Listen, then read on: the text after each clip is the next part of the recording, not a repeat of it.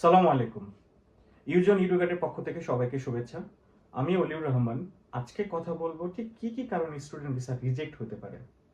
এই মুহূর্তে যারা পর্তুগাল অথবা অন্যান্য দেশে আবেদন করবেন অথবা যারা অ্যাম্বাসির ইন্টারভিউ ফেস করতে যাবেন তাদের জন্য এই ভিডিওটা খুবই গুরুত্বপূর্ণ। আশা করি পুরো ভিডিওটা দেখবেন। তো যেটা বলতেছিলাম, স্টুডেন্ট ভিসা রিজেক্ট হয় মূলত তিনটি মেজর কারণে। Number 1, subject mismatch. Number 2, genuine student কিনা প্রমাণ করতে না পারা। নাম্বার 3, ফান্ড ফান্ড এক্সপ্লানেশনটা প্রপারলি রেডি না করা। প্রথমটা নিয়ে কথা বলি, সাবজেক্ট মিসম্যাচ। সাবজেক্ট মিসম্যাচটা আসলে কখন হয়? ধরেন আপনি ইউনিভার্সিটি থেকে ব্যাচেলর কমপ্লিট করেছেন বিজনেস ফ্যাকাল্টি থেকে, কিন্তু আপনি পর্তুগালের বা অন্যান্য বাইরের কান্ট্রিতে আপনি অ্যাপ্লাই করেছেন আর্টস অথবা সায়েন্স ফ্যাকাল্টিতে। তখন এই ক্ষেত্রে কোশ্চেন থ্রো হয় যে আপনি বিজনেস ফ্যাকাল্টি থেকে পড়াশোনা করছেন, বিজনেস ফ্যাকাল্টি থেকে আপনি নলেজ গেদার করছেন, এখন কেন আপনি এখানে সুইচ করতে চাচ্ছেন? এটা প্রমাণ করাটা ডিফিকাল্ট হয় এবং অ্যাপ্লিকেন্ট যখন ইন্টারভিউ বোর্ডে যায় এবং এইগুলো নিয়ে কোশ্চেন হয় তখন অনেক নার্ভাস হয়ে যায়। খুব স্বাভাবিক, যেহেতু এই বিষয়ে তার জ্ঞান খুব কম থাকে।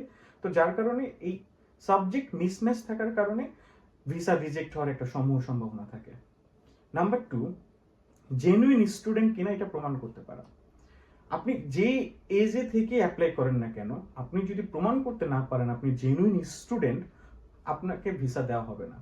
যদি এইটা ইউনিভার্সিটির থ্রুতে যদি আপনি আসলে ওই দেশে এটা প্রমাণ হয় যে আপনি ওই দেশে যাচ্ছেন কাজ করার জন্য, আসলে আপনার পড়াশোনাটা মূল উদ্দেশ্য না, বা আপনি যে এজ থাকা অবস্থাতে আপনি অ্যাপ্লাই করছেন সেই এজটা আসলে পড়াশোনার জন্য না, বা আপনি যে স্টেজে আবেদন করতেছেন সেই স্টেজটার সাথে আপনার আপনার বয়সটা ঠিক ম্যাচ হচ্ছে না, ঠিক এই সময়টাতে আপনার আসলে জেনুইন স্টুডেন্ট কিনা এটা প্রমাণ করাটা কঠিন হয়ে যায়। তো এই কারণে আপনার ভিসা রিজেক্ট হতে পারে। নাম্বার 3 এবং সবচেয়ে ইম্পর্টেন্ট, সেটা হচ্ছে ফান্ড এক্সপ্লানেশন এবং ফান্ড রেডি করা। এইটার কারণে মোটামুটি 90% ভিসা রিজেক্ট হয়। তো আপনি যখন একটা ইউনিভার্সিটি থেকে অফার লেটার পেয়েছেন, তার মানে আপনি একটা অ্যাসেসমেন্টের মধ্য দিয়ে গিয়েছেন। আপনাকে ইউনিভার্সিটি থেকে 2 থেকে 3 জন অথবা একজন হোক, আপনাকে ইন্টারভিউর মধ্য দিয়ে যেতে হয়েছে, তারা আপনাকে কোশ্চেন করছে এবং প্রফেসররা কনভিন্স হওয়ার পরেই আপনাকে কিন্তু অফার লেটারটা দিছে। তার মানে আপনি একটা অ্যাসেসমেন্টের মধ্য দিয়ে ইতিমধ্যেই গিয়েছেন। তো আপনি যখন এম্বাসিতে ইন্টারভিউ দিতে যাবেন, তারা ধরেই নেয় যে আপনি ইতিমধ্যে 50% প্রক্রিয়া কমপ্লিট করছেন এবং আপনি প্রক্রিয়ার মধ্যেই আছেন। কিন্তু সমস্যাটা বাধে যখন ফান্ড দেখতে যায়, কারণ এম্বাসির দায়িত্ব হচ্ছে আপনি যেই দেশে পড়তে যাচ্ছেন সেই দেশে গিয়ে আপনি যে বিপদে পড়বেন না এবং আপনি ইউনিভার্সিটিকে বিপদে ফেলবেন না, এটা এটা নিশ্চিত করা। তো এটা কিভাবে নিশ্চিত করবে? এটা নিশ্চিত করবে তারা ফান্ড দেখে। ধরলাম আপনার মাস্টার্সের 2 বছরের প্রোগ্রাম শেষ করার জন্য 12,000 বা 15,000 ইউরোর মতো লাগবে, যেটা পর্তুগালে লাগে, বা এর চেয়ে অনেক কম লাগে। সর্বোচ্চটা আমি ধরলাম 12,000 থেকে 15,000 ইউরো 2 বছরে আপনার লাগবে। তো এই ক্ষেত্রে আপনার অ্যাকোমোডেশন খরচ এর সাথে আরো 6,000 ইউরো যোগ করতে হবে। তার মানে কত হলো? 12 থেকে 20,000 ইউরোর মতো। অর্থাৎ 12 থেকে 20,000 ইউরো আপনার ব্যাংকে আছে কিনা বা আপনার রিজার্ভে আছে কিনা এটা প্রমাণ করাটা অনেক বেশি জরুরি। এখন ধরলাম আপনি কোনো না কোনোভাবে এই টাকাটা অ্যারেঞ্জ করছেন এবং আপনি ব্যাংকে রাখছেন, কিন্তু আপনার bank statement less than 6 month. তো এইটাও তখন একটা সন্দেহের মধ্যে পড়ে যাবে যে আপনার এই টাকাটা আসলে প্রপার ভাবে আছে কিনা, কারণ যেহেতু আপনার ব্যাংকের স্টেটমেন্ট 6 মাসের কম। দ্বিতীয়ত ধরলাম আপনার ব্যাংক স্টেটমেন্টও 6 মাসের উপরে আছে, প্রপার আছে, এবং আপনি এখানে 20,000 ইউরোর মতো আপনি দেখাইতে পারছেন। এখন এই 20,000 ইউরো আপনি কোথায় পাইছেন এটা প্রমাণ করাটা তখন জরুরি হয়ে পড়ে। এখন ধরলাম আপনার স্পন্সর আপনাকে 20,000 ইউরো দিছে, তখন আপনার এই স্পন্সর এই 20,000 ইউরো কিভাবে পাইলো এবং কোন প্রক্রিয়াতে আপনাকে দিল, অ্যাপ্লিকেন্টকে দিল, এটা প্রমাণ করাটা তখন জরুরি হয়ে পড়ে। এখন স্পন্সর খুবই ওয়েল ব্যাকগ্রাউন্ডেড এবং তার অর্থনৈতিকভাবে সচ্ছলতা আছে, সে তার সন্তানকে এই 20,000 ইউরো স্পন্সর্ড করেছে বা গিফট করেছে, এটা ধরে নিলাম।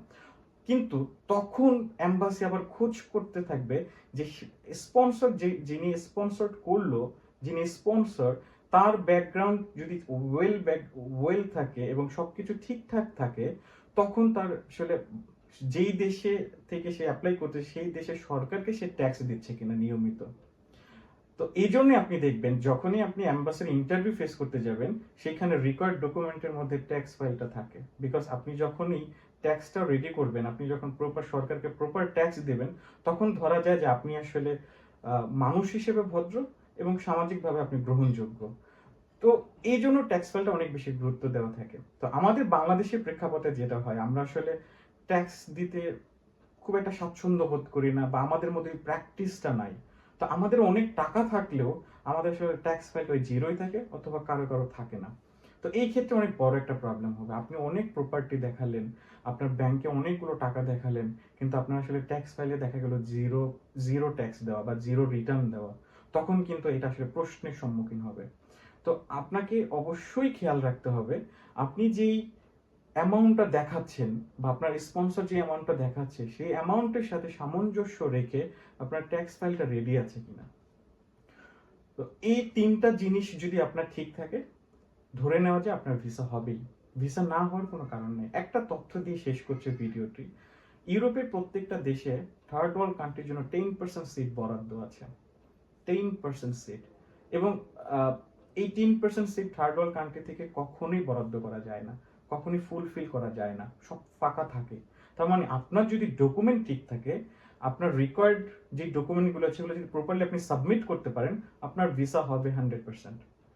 সো খেয়াল রাখবেন আপনাদের যেন সাবজেক্ট ম্যাচ হয়, আপনারা যেন জেনুইন স্টুডেন্ট হন এবং এটা প্রমাণ করবেন, এবং একই সাথে আপনাদের ফান্ড যেন ঠিক থাকে। যদি আপনাদের এই বিষয়ে 1-to-1 সার্ভিস লাগে, অ্যাপয়েন্টমেন্ট লাগে, মনে করেন যে আমার সাথে 1-to-1 কথা বলা দরকার, ভিডিও ডেসক্রিপশনে আপনারা লিঙ্ক পাবেন, এখান থেকে আপনারা অ্যাপয়েন্টমেন্ট নিয়ে আমার সাথে কথা বলতে পারেন চাইলে। ভালো থাকবেন, ধন্যবাদ, আসসালামু আলাইকুম।